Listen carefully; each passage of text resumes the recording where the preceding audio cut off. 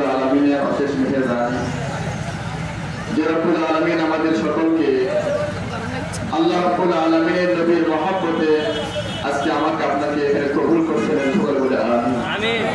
হয়তো বা শিক্ষকদের আন্দোলন বিক্ষোভে ফ্রান্সের কিছুই হবে না।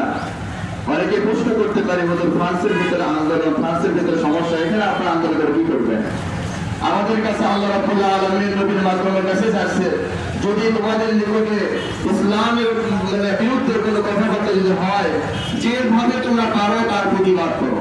যদি জবান দিয়ে পারো, শক্তি দিয়ে পারো, যদি সেখান থেকে যদি বিভিন্ন প্রতিবাদের মাধ্যমে যে কোনো মূল্যে তোমরা যদি তার প্রতিবাদ করতে পারো, ওই প্রতিবাদ করার লক্ষ্যে আমরা আজকে এখানে আসি।